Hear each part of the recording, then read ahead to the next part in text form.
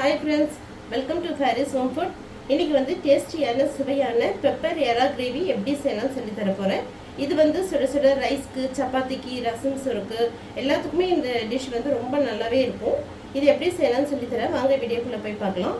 வீடியோக்குள்ள போறதுக்கு முன்னாடி நம்மளுடைய சேனலை சப்ஸ்கிரைப் பண்ணாதவங்க சப்ஸ்கிரைப் பண்ணிக்கோங்க. Thank you. 1 கிலோ எறாக்கு வந்து இப்போ நான் 1 கிலோ எறா எடுத்து வச்சுருக்கேன். இப்போ இந்த டீஸ்பூனில் வந்து சின்ன டீஸ்பூனில் தான் எடுத்துருக்கேன்.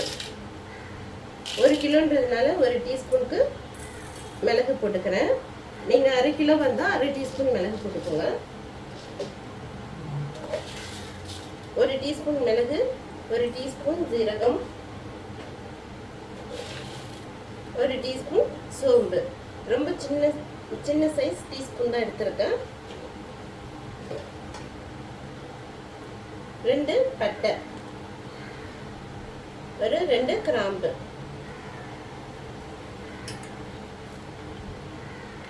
சின்ன வெங்காயம் ஒரு 10 சின்ன வெங்காயம் எடுத்து வச்சிருக்கேன். அதையும் அதில் போட்டுக்கலாம். கொஞ்சம் கொத்தமல்லி அதையும் போட்டுக்கலாம். எல்லாம் சேர்ந்து நல்லா அரைச்சிட்டு வந்துடலாம்.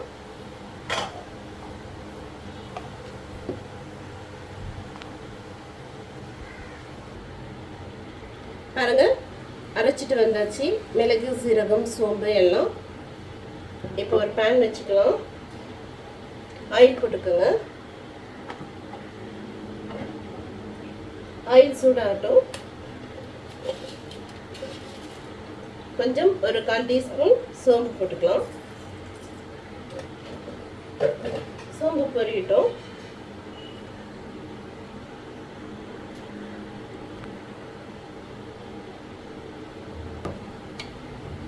சோம்பு பொரிஞ்சிச்சு. இப்போ பெரிய வெங்காயம் ஒரு வெங்காயம் எடுத்து வச்சுருக்கேன். அதையும் போட்டுக்கலாம்.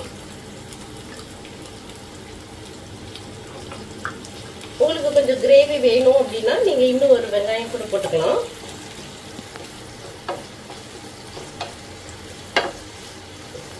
நல்ல வெங்காயம் வதக்கிக்கோங்க.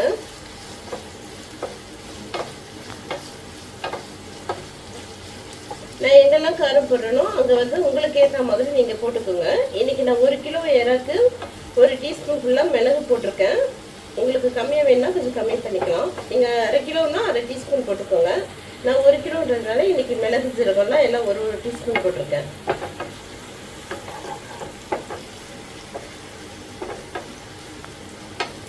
வெங்காயம் நல்லா வதங்கட்டும்.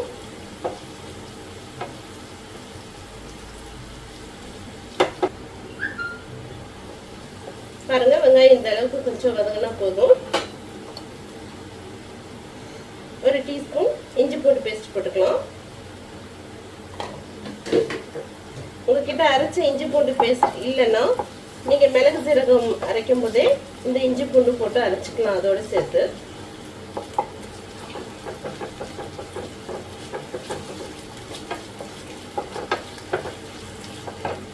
இப்போ எடுத்து வச்சிருக்கிற ஒரு பெரிய தக்காளி போட்டுக்கலாம்.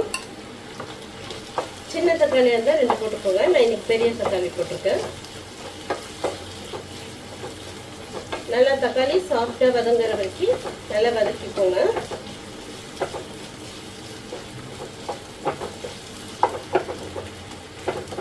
நல்லா அப்படியே மசிச்சு விட்டுக்கோங்க. அப்பதான் தக்காளி நல்லா சாஃப்ட் ஆயிடும்.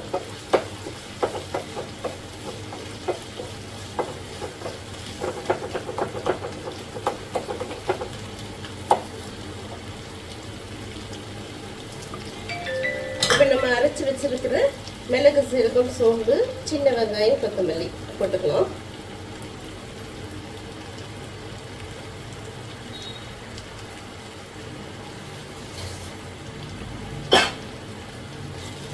போட்டு நல்லா வதக்கிக்கோங்க.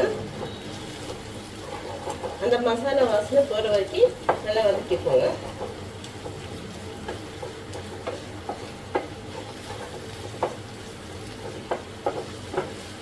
நல்லா சுருள வதக்கிக்கோங்க. இல்லைன்னா மசாலா வாசனை வந்துடும்.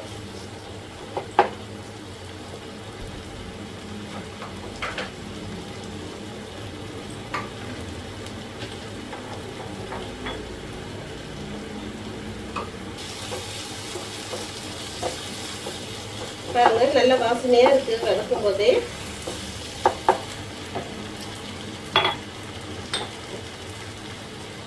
ஒரு 1/2 டீஸ்பூன் மஞ்சள் தூள். எப்பவுமே நான்வெஜ் செய்யும்போது மஞ்சள் தூள் கொஞ்சம் நல்லாவே போட்டுக்கோங்க, அப்போ தான் கவுச்சி வாசனை வராது. 1 டீஸ்பூன் சக்தி மிளகாய் தூள். இது நல்லா காரமாக இருக்கும். நீங்கள் உங்கள் வீட்டுக்கு மிளகாத்தூளுக்கு ஏற்ற மாதிரி காரம் போட்டுக்கோங்க. 1 டீஸ்பூன் மல்லித்தூள்.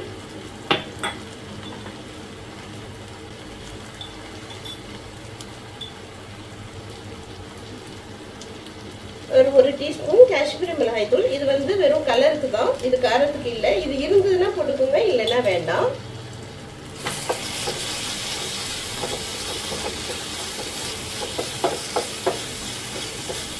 நல்லா மிளகாத்தூள் வாசனை எல்லாமே போகிற வரைக்கும் நல்லா மசாலா சுருண்டு வர வரைக்கும் நல்லா வதக்கிக்கோங்க. பாருங்க, தக்காளியில் நல்லா சாஃப்டாக ஆயிடுச்சு.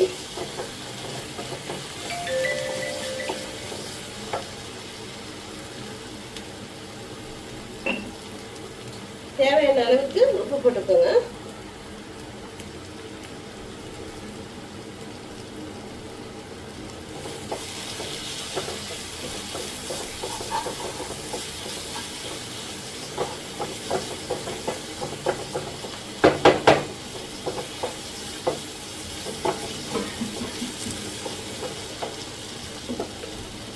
இப்போ மிக்ஸி அரைச்ச தண்ணி இருக்கு இல்லையா, அந்த தண்ணியை வந்து இதில் ஊற்றிக்கலாம். ரொம்ப தண்ணி விட்டுறாதீங்க, கொஞ்சமாக தண்ணி ஊற்றினா போதும். ஏன்னா இறாக்கு வந்து ரொம்ப தண்ணியெல்லாம் தேவையில்லை.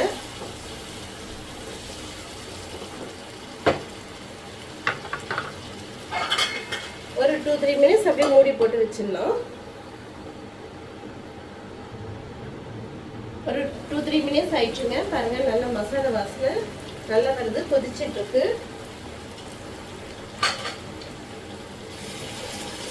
ஓரளவுக்கு மசாலா வாசனை போனதுக்கப்புறம் இப்போ நம்ம எடுத்து வச்சிருக்கிற 1 கிலோ இறாவை போட்டுக்கலாம்.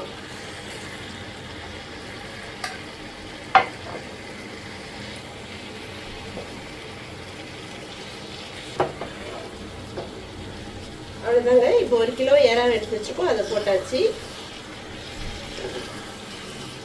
நல்லா கிண்டி விட்டுக்கோங்க.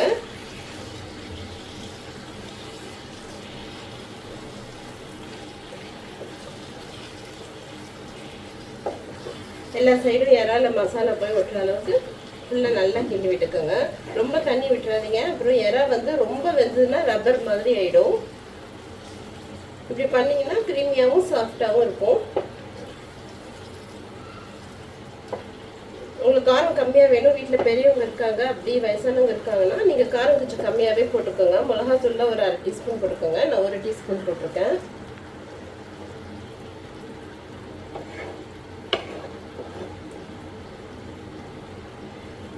நல்லா கிண்டி விட்டாச்சு. இப்போ அடுப்பில் அப்படியே வச்சிடலாம். ஒரு 5 மினிட்ஸ் மூடி போட்டு வச்சிடலாம். 5 மினிட்ஸ்க்கு ஒரு தடவை நீங்கள் இடையில கிண்டி விட்டுக்குங்க.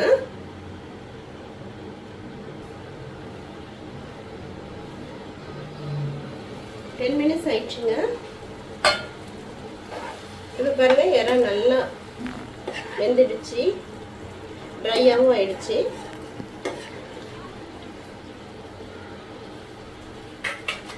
இறக்கும்போது கொஞ்சம் கருவேப்பிலை, ஃப்ரெஷ்ஷான கருவேப்பிலை போட்டுக்கோங்க. அப்புறம் அதோட ஃப்ளேவர் சூப்பராக இருக்கும்.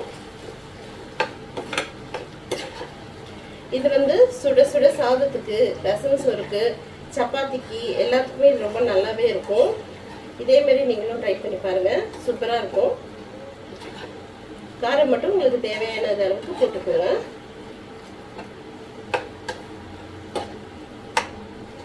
மணக்க மணக்க இறா கிரேவி ரெடி ஆயிடுச்சு. இது பெப்பர் கிரேவி கூட சொல்லலாம்.